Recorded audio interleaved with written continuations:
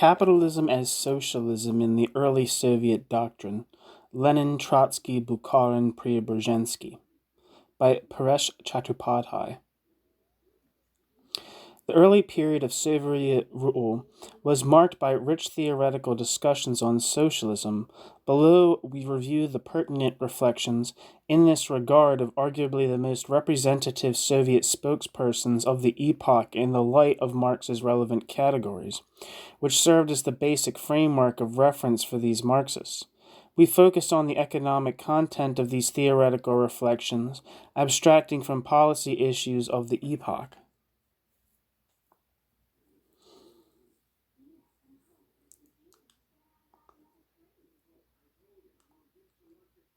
Footnote.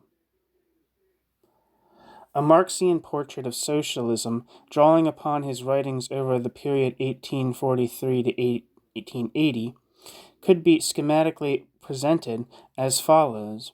As opposed to personal dependence of pre-capitalism and material dependence of capitalism, socialism, equivalent to communism in Marx, is a, quote, union of free individuals, end quote, based on the, quote, associated mode of production, end quote. This free, quote, association, end quote, corresponds direct collective appropriation of the conditions of production by society itself, unmediated by the state, which, as a special repressive organ, by definition, ceases to exist. Here, the producers, united with the conditions of production, cease to be wage laborers, and society's allocation/distribution process is unmediated by commodity categories, symbols of, quote, universal alienation, end quote. End footnote.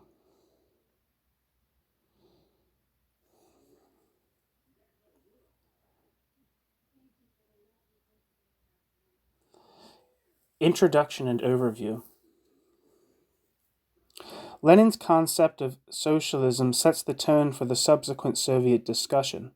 Lenin views socialism essentially as working-class state ownership of the means of production replacing capitalism's private ownership. Under this socialism, which, while commodity production is largely excluded, the citizens become wage laborers of the state. Trotsky's socialism is a planned economy under working-class state ownership of the means of production, where production is carried on under a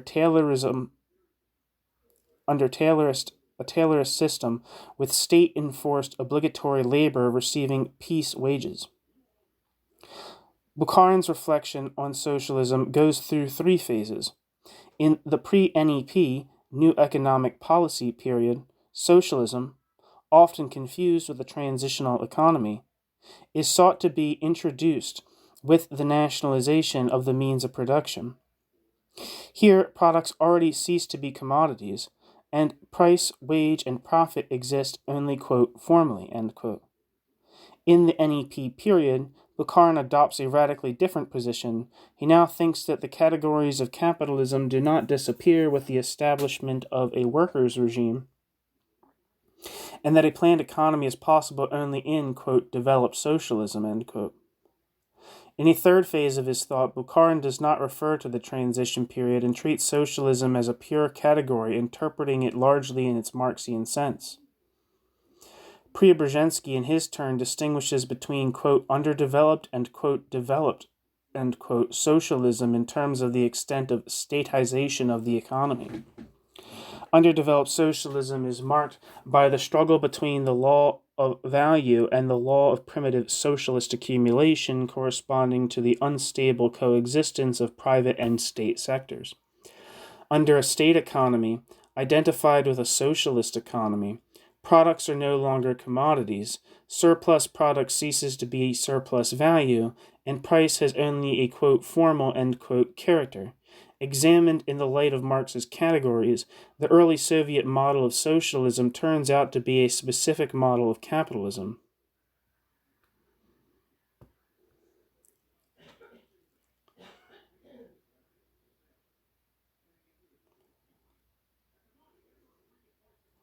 Lenin. The locus classicus of Lenin's ideas on socialism is his State and Revolution. However, they also appear in his post-October writings. Lenin distinguishes between communism and socialism, a distinction absent in Marx, identifying socialism with Marx's, quote, lower phase, end quote, of communism. Lenin conceives socialism in terms of a specific ownership form. The working class state ownership of the means of production, abolishing capitalism's individual private ownership. It appears that, unlike Marx, who derives specific ownership forms from the specificity of social relations of production, Lenin conceives the new society primarily juridically, deriving its specific character from a specific form of ownership of the means of production.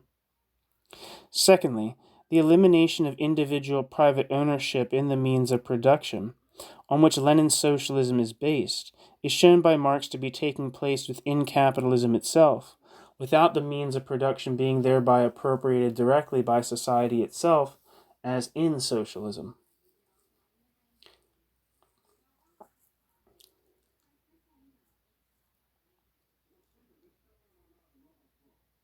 Footnote.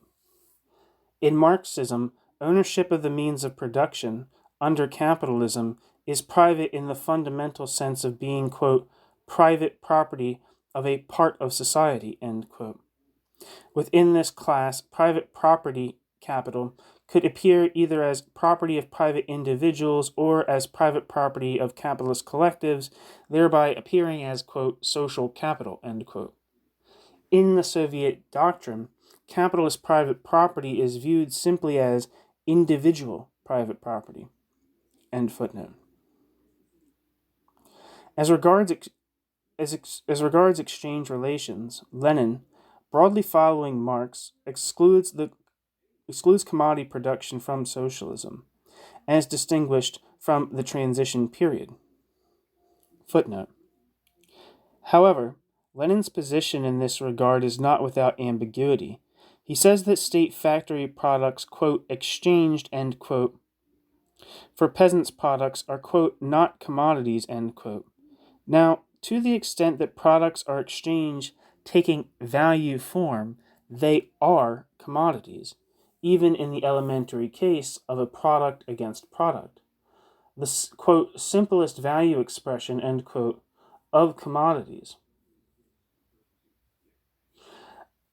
A contrario, already in the, quote, lower phase, end quote, of the new society, Lenin's, quote, socialism, end quote, producers do not exchange their products, end quote. Marx. End footnote.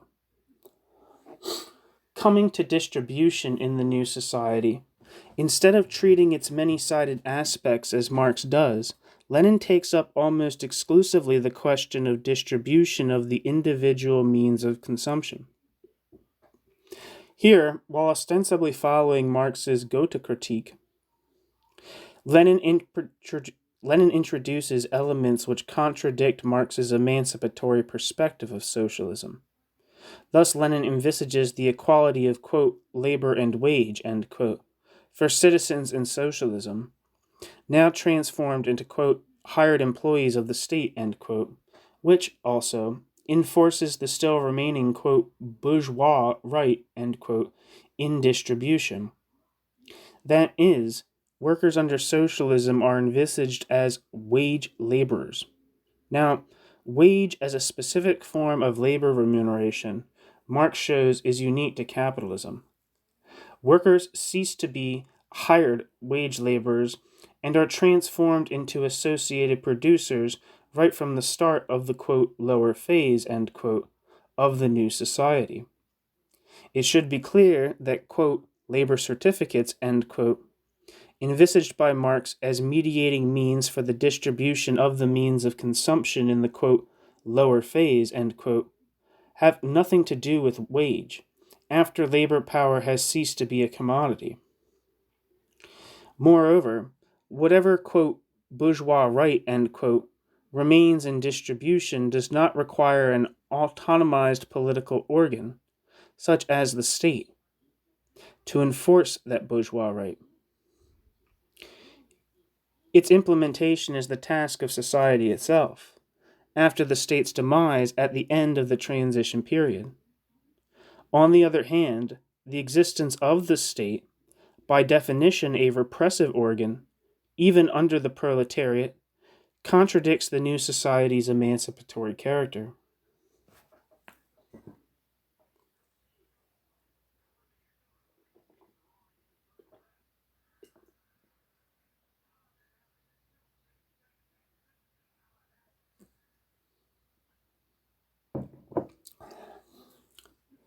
Trotsky. Compared to his colleagues, Trotsky, during his short Soviet period, did not write much on the future society and even less on its economic content. Trotsky's approach to socialism is basically juridico-political. For him, capitalism appears to be not a specific social relation of production, at least not primarily, but a juridical system of individual private ownership in the means of production and market regulation of the economy.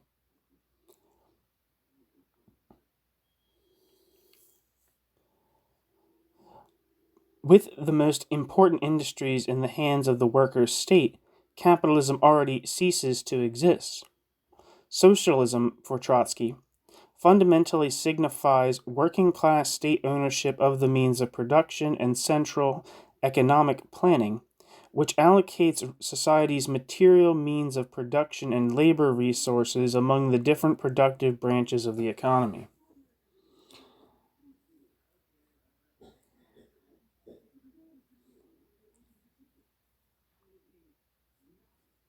Here, socialism as state capitalism excuse me.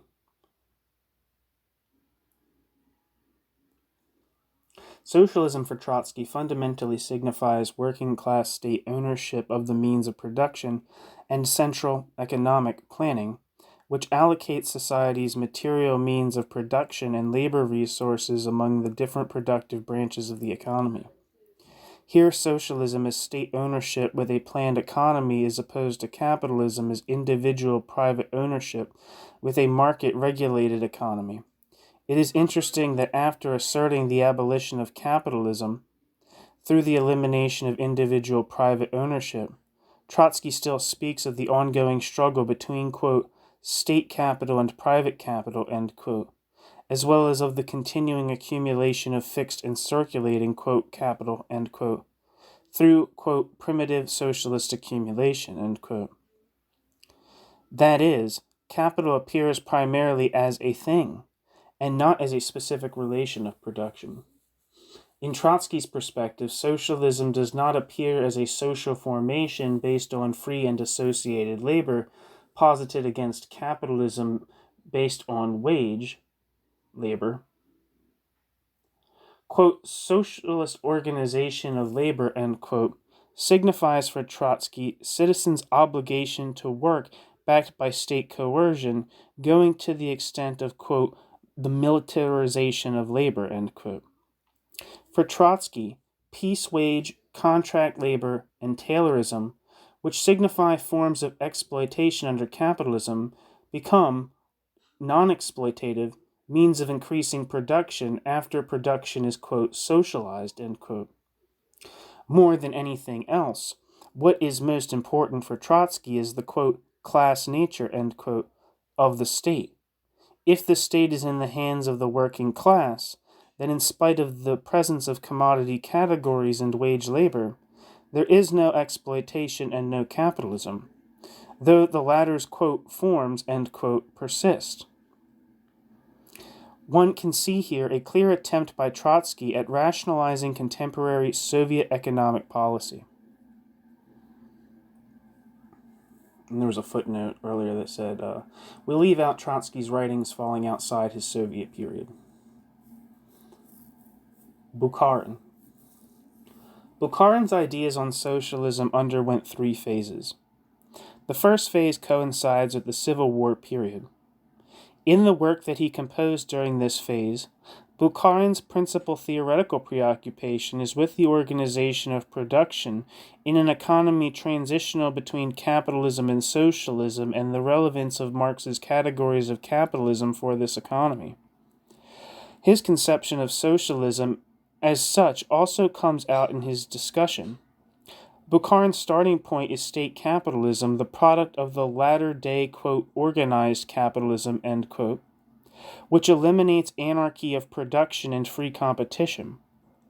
Holding that production relations are based on ownership relations, Bukharin opines that the, quote, state form of socialism, end quote, arises simply as the dialectical transformation of state capitalism through the proletarian nationalization of the means of production.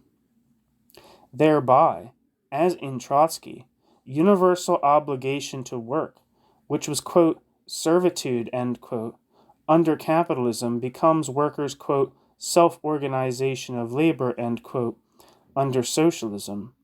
As regards the Marxian categories of capitalism, these are already inapplicable in the transition period. To the extent that conscious will replaces spontaneity, commodity production ceases. There is neither price nor wage, and surplus value profit disappears. It is clear that Bukharin already attributes to the transition period many of the characteristics of the, quote, lower phase of communism, end quote. Bukharin's confusion arises from his inversion of the material method, which holds that it is the social relations of production that constitute the basis of the ownership relations, and not the other way around.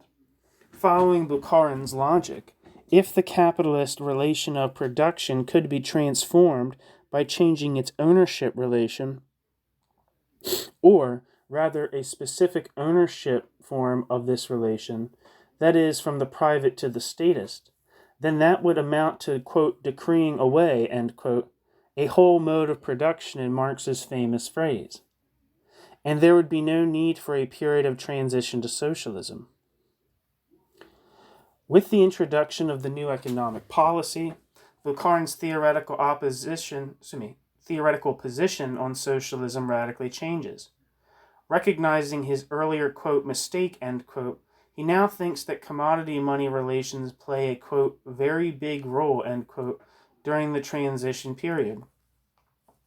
Similarly, he now holds that Marx's reproduction schemes for capital are relevant for the dynamics of the transitional economy, and a planned economy is possible only in a, quote, developed socialist society, end quote.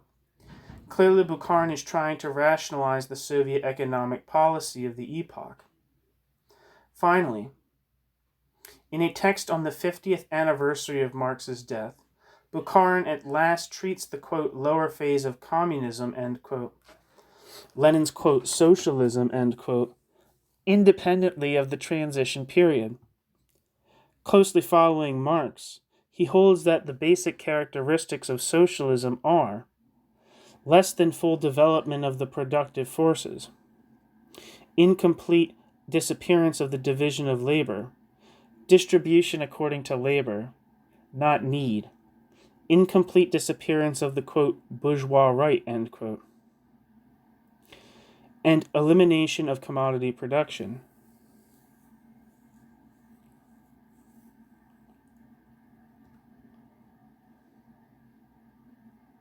However, even here, closest to Marx's position, socialism does not still appear as a, quote, union of free individuals, end quote, based on the, quote, associated mode of production, end quote, Marx. Preobrazhensky.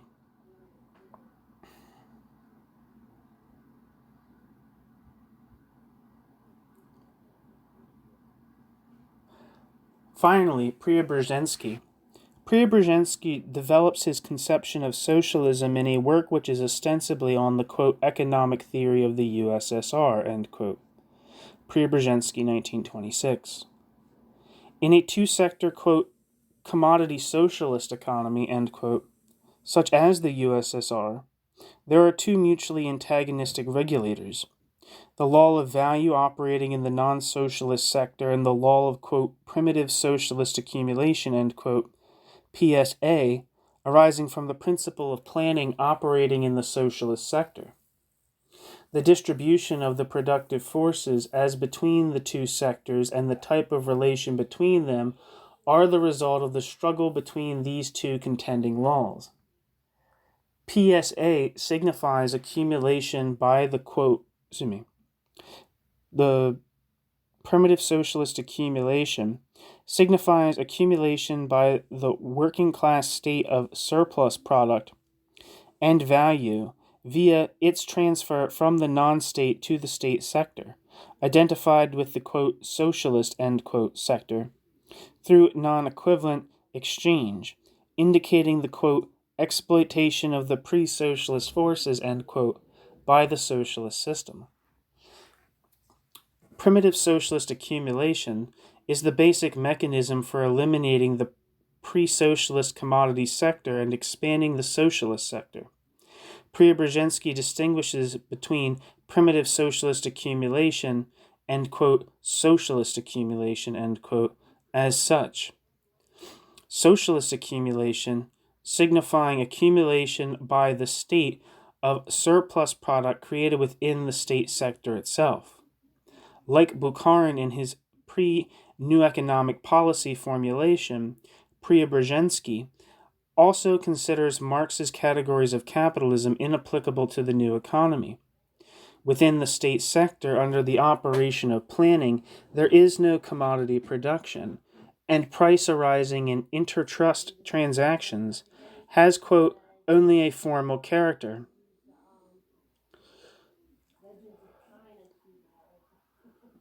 Similarly, with the replacement of private ownership by state ownership of the means of production, surplus product ceases to be surplus value, profit, and labor remuneration ceases to take wage form within the state sector.